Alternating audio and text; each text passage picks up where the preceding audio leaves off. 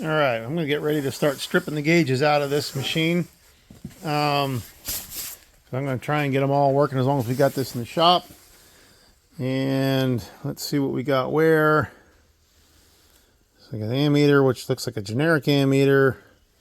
There's my temperature gauge that I know doesn't work for crap. There's my clutch pressure, which doesn't seem to work.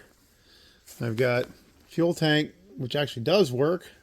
And then my tack over here. So I wanted to get the placement before I pull things out.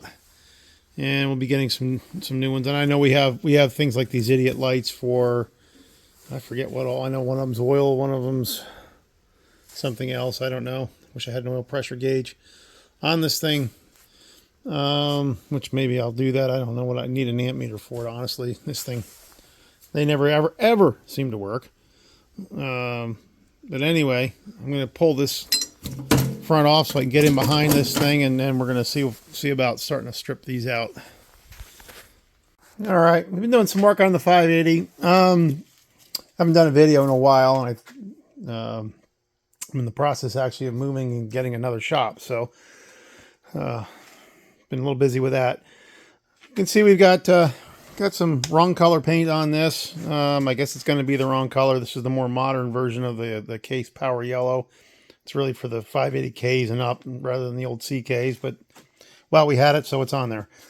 I guess we'll keep the orange. I could go to the dark color if I wanted, I suppose. I don't know. Right now, we just wanted to get some paint on it. Nothing special about that. I'll probably be sanding this and redoing it. This was not done by me. This was done by some young kids, and well, they brushed it and it doesn't look too terrific, but we'll sort that out later. Right now, more functional. I've been putting new gauges in it. We are going to all analog. I'm removing the old electric style. We opted to get rid of the ammeter that was here and went with an oil pressure, and you can see, I don't know if you can see down there, we got the copper line running down to the spot where the electric sensor was. Now it's got an analog. Same thing with water. Took out the electric sensor and ran a thermopile. I did put in the case pressure. That's going to go back in. I think the fuel gauge was still working. I've put a new tack cable on it. The only thing wrong with the tack cable wasn't the gauge. It was down at the unit in the front. Walk around. And we'll walk around.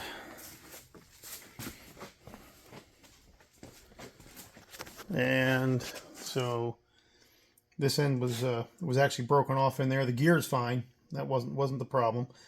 So it was just the cable itself. The cable tip had broken. So I've got a new cable running up. I'm going to be rewiring this entire machine. I've had this off. The wiring is just, I don't know what, it's just like you would expect on an old machine. People have done all kinds of stuff. The key always falls out. Since we have that as a key switch problem, we've already put in a main disconnect anyway. Key switch is always falling out.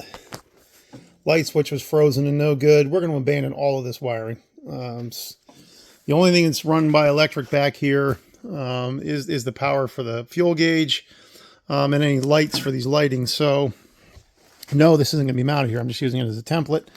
But I found that we have plenty of room in this spot here. We've long since not had a cover here.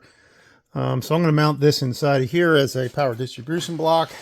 And all the things were keyed hot and everything else. We'll just make it keyed hot off of the main disconnect. I know that's a ground, but I'll run that connect ground off of this right to this, so it'll be a keyed hot when the primary disconnect is on.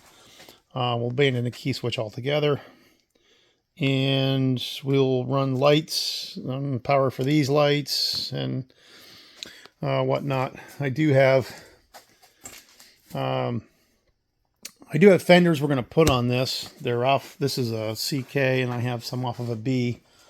You can see there's one that's painted there, and there's one that's not painted there because I was doing a little fix up on it. It's gotten way behind. But each of these have lights that mount on the fenders. Plus, I'll probably, when we get this off, Probably mount something for the backhoe on it back here. Not that we ever run this much at night, but it'd be nice to have all of that.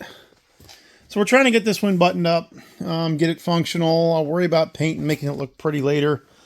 Everything on this thing does work. I think the only issue I have with this machine at this point, I think there's been prior videos where I've done brakes and done the diff lock and done a few other things. We got this thing all running and it's all working good, and we've repacked basically all the cylinders. Runs and operates good. The only thing that doesn't operate in its entire machine is it doesn't have second gear. And it feels to me like it's probably no more than a roll pin or something on one of the gears in here. Nothing is stripped or grinding, and there was no when I changed the oil in the diff, there was no metal in it. So I'm thinking it's something really just basic, like a missing roll pin or something. Anyway, it's not enough of a concern that I'm yanking the top of the case off to figure it out. 1 through 4 works. 1, 3, and 4 all work just fine. And if I'm pushing and running hard, I'm doing it in first, and I'm not doing a heck of a lot of second anyway. So at some point, just use it the way it is. So that's what's going on. I'm going to mount this. I'll show you when we rerun some wires. Like I said, I'm going to abandon everything. It's got a 1-wire alternator. We'll run that wire back so it's charging the battery, assuming the alternator is any good. We don't even know. But we're going to make what else? I may as well go through the planning process here. Let's walk back around. And this is the solenoid for the heater here, the preheater, and it actually does work. It actually works, and this does get hot, although I don't know how great a shape that's in, but this actually does work. So we're just going to do a two-button push-button system.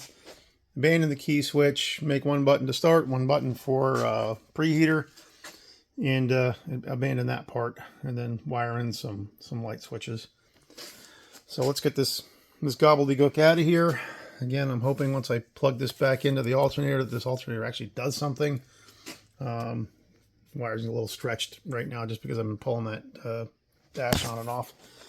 But once I button that back up, we'll get this running again and see where we go. Again, we have some abandoned wiring.